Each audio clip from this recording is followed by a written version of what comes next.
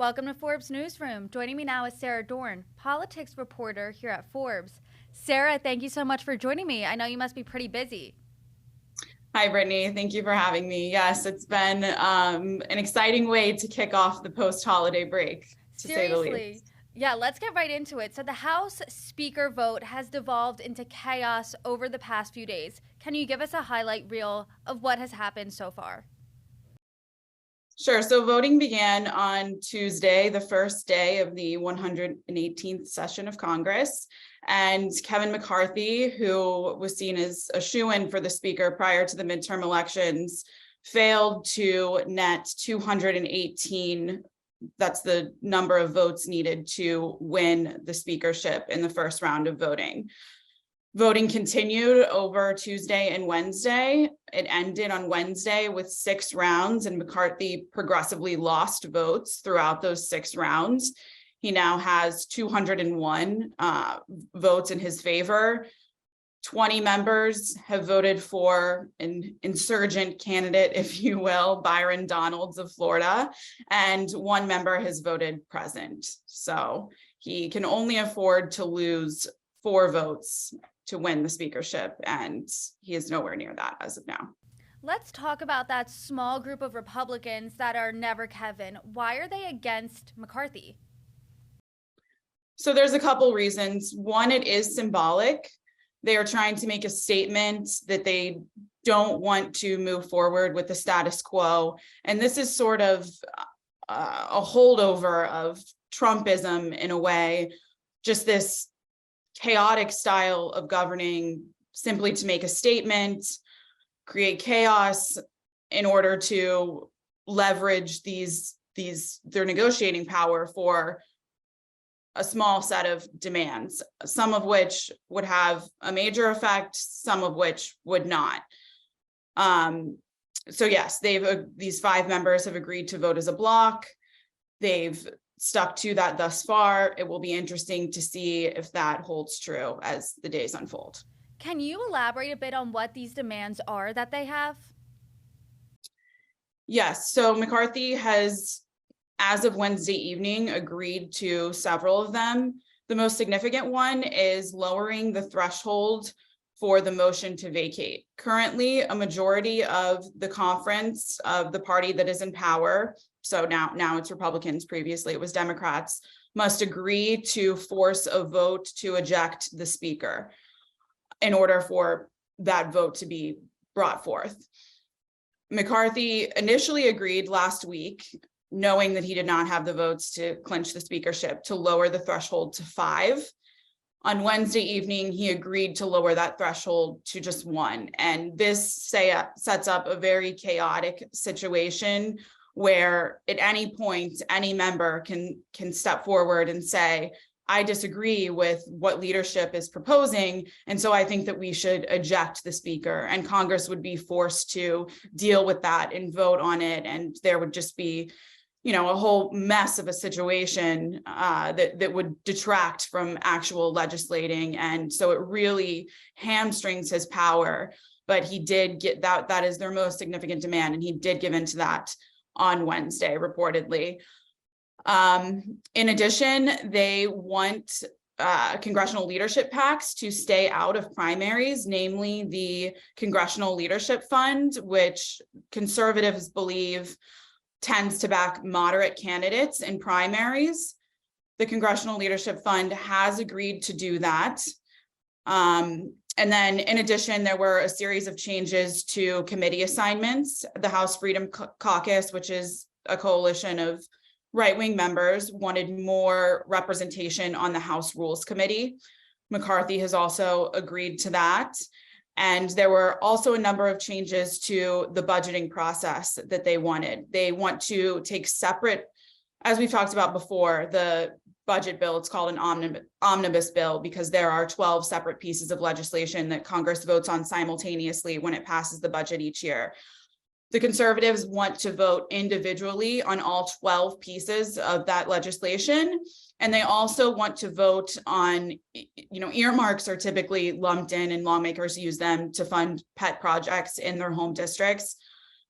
the conservative lawmakers also want to vote separately on earmarks. How exactly they'll do that, whether they'll do that in one lump sum package or vote on all the individual earmarks, is up for debate. We don't know that yet, but McCarthy has agreed to those budget changes as well that I've just laid out.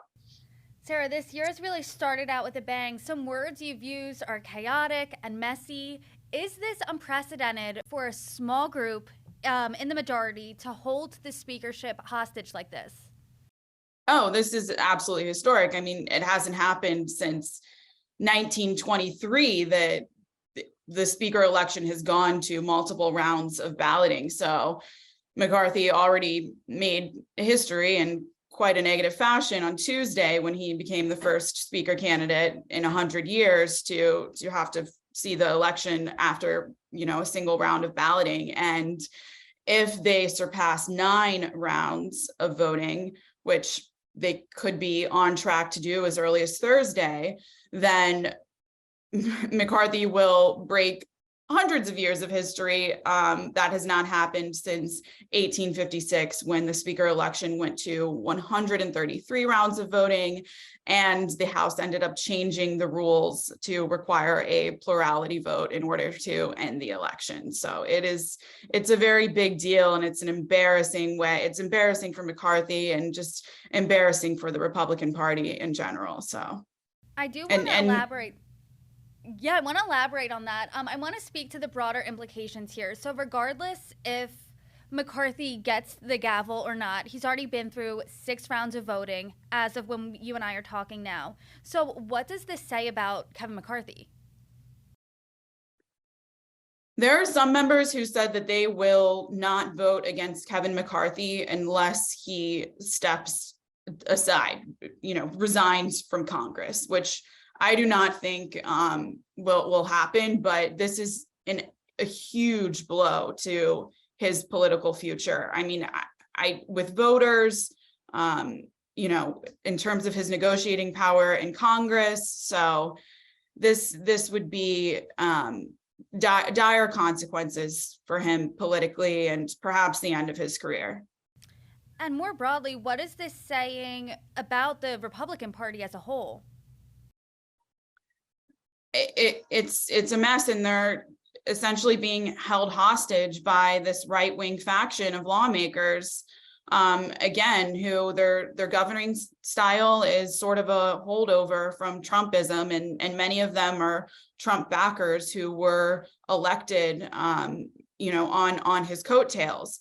So just this divisive, again, chaotic, I know I keep using that word, but a lot of lawmakers, moderates, Dan Crenshaw, for example, are very angry. Republican moderates are very angry because they don't see the end game here. They don't see the actual purpose in what they are doing other than to create division and, solidify their power, which during the midterm election, I mean, a lot of Trump-aligned candidates did lose, and their power has been in some ways curtailed as a result of January 6th and the fallout from Trump.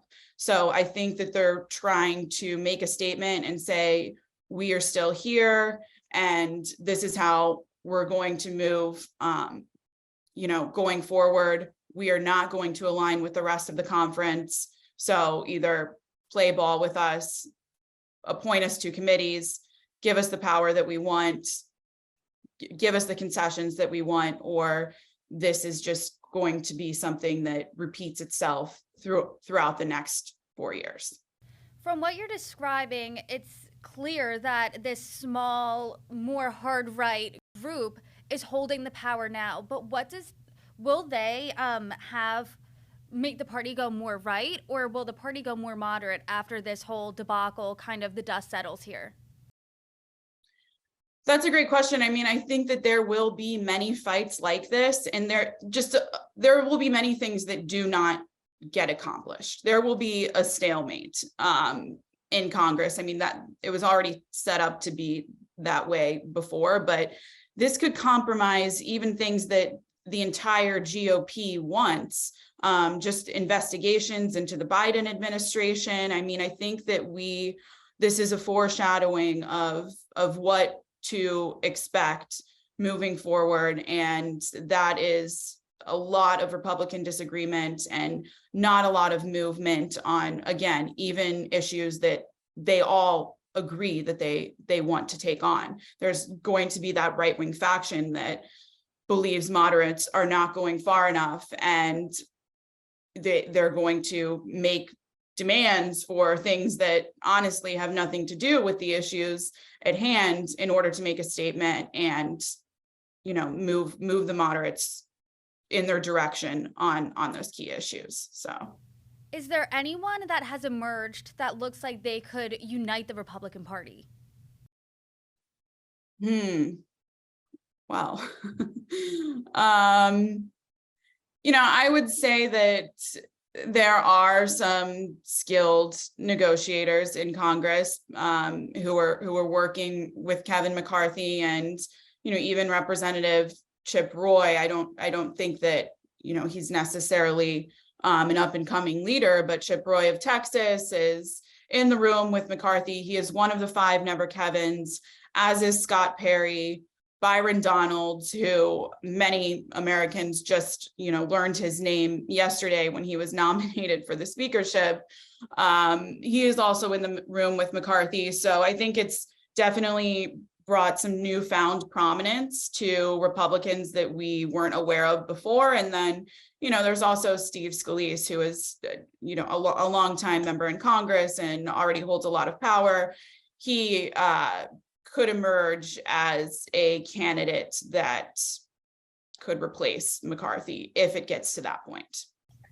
In this situation, there is one clear winner, and it's the Democrats. They seem united. Are they playing hardball here? Democrats are sitting back and quite literally enjoying the popcorn and popping the champagne in all this. I mean, this is an absolutely dream scenario for them. They don't have to do anything. They're all voting. All 212 of them are voting for Hakeem Jeffries every single round and just sitting back and jeering the Republicans. So it's unfortunate, I guess, for the new Democratic members of Congress who have yet to be sworn in yet, and their families who are, waiting every session on Tuesday and Wednesday for the swearing in to begin, which can't happen until the speaker is elected. So I'm sure there's some fatigue there, but overall, they're loving this. Well, we will continue to watch this all unfold. Sara Dorn, thank you so much. Thank you, Brittany.